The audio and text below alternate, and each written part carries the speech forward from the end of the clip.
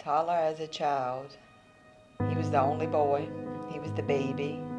He has 3 older sisters. Very spoiled. A loving child, always hugging, kissing. He was adventurous. He loved to go fishing, frogging, cast netting. As a child, we was always in the woods. We'd be out all day, and we knew to go home when the street lights came on. Loved to make somebody else smile. I don't know, he was just genuine. He played shortstop, very good at his position, and many more. As he grew up, he went to Central Lafourche High School. He graduated. I was so proud of him. That was the last hug I got to give him, was that night.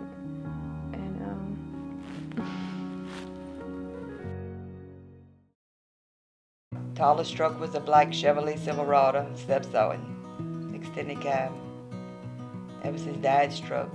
It was in 1996, that's the year Tyler was born. So when he got his license, his daddy gave him his truck, and he loved that truck. Loved music. He had the big speakers in the back seat. Couldn't even fit nobody back there with the big boom box and the speakers. He was a very good driver, very responsible, defensive driver. He was a very defensive driver. So I'd always tell him that I never wanted him with nobody else. I always wanted him to drive, and his friends said, Tyler, let's go to the party.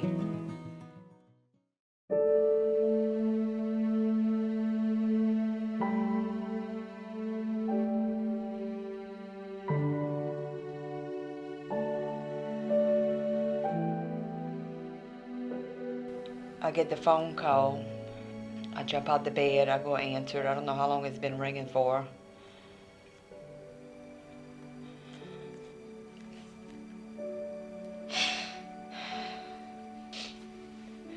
There's a lady on the other end of the phone.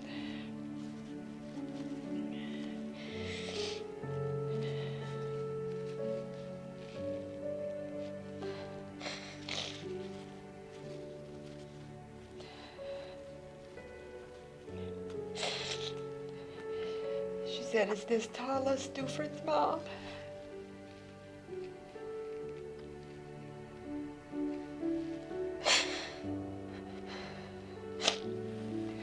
And I said, "Yes." She said, "Tyler Dufrene was in a very bad crash. We're getting ready to ship him to university. We need y'all to get here as soon as possible." And we leave, and I see his truck parked by a friend's house. And I said, "Oh God, he must be with somebody." And it took us a while to see him. And one of his friends that was with him was there. And I asked him what went on, and he just couldn't tell me. And then we finally get to the back. And I just see him laying there. And I just knew it didn't look good. And I just kept telling him, "We're here, and it's gonna be okay." And I remember talking to the state trooper, and he's saying that the guy that hit him was impaired. They were taking blood tests and all that, and so we finally come to New Orleans. And it took forever. And I remember them putting us in a room. And I just remember the doctor saying that there was nothing they could do for him. And I remember just hitting the floor, and that was it.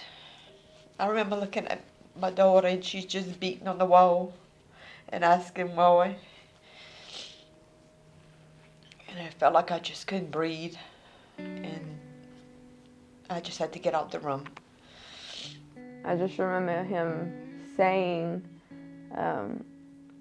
that Tyler had a bad head injury, and after that we just lost it, and we just I don't really remember much, after that. I remember going in the back and seeing him laying in the bed.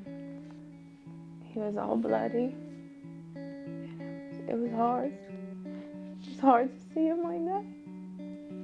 But I knew, I had a feeling that just seeing him, I just had a feeling, that it wasn't good. The outcome wasn't going to be good. They loaded him up in the ambulance, and I rode with him. And I just remember praying and looking out the window. I was just praying.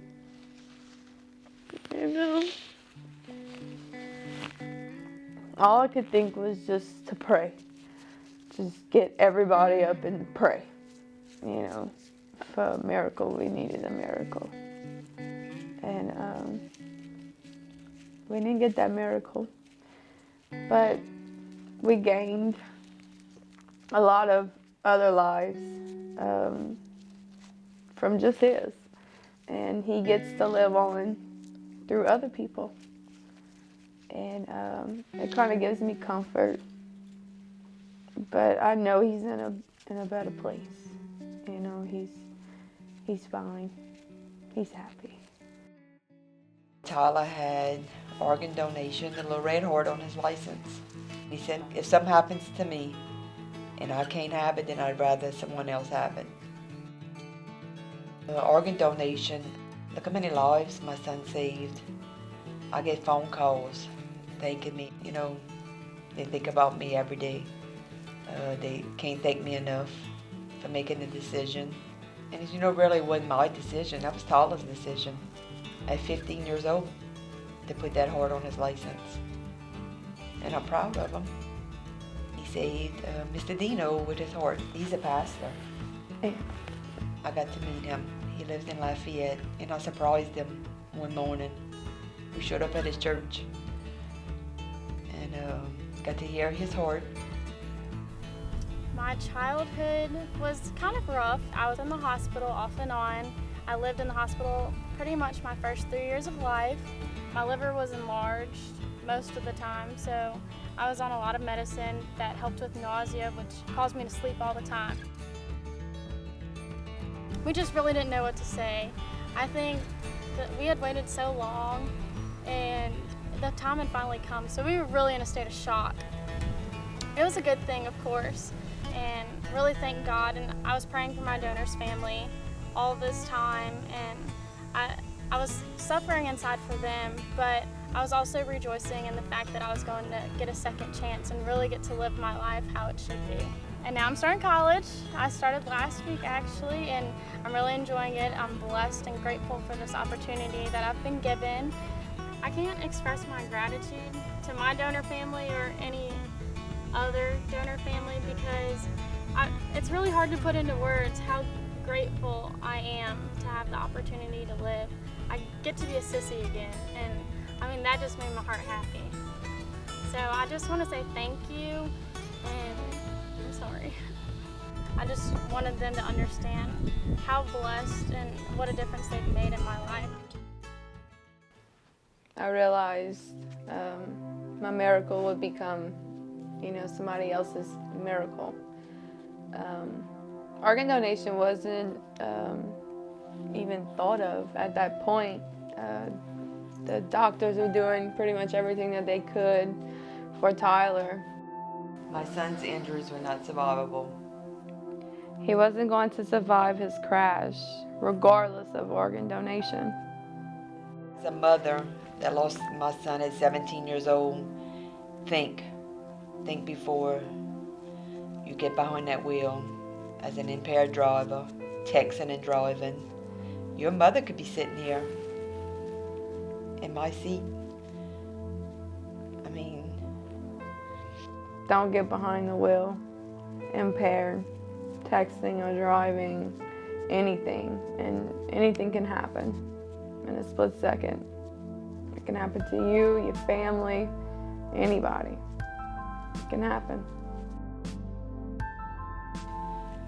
Be open about it with your parents.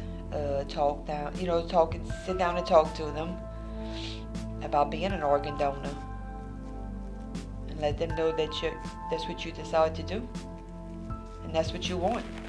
With Tala's story, a lot of people went and get that little red heart on their license.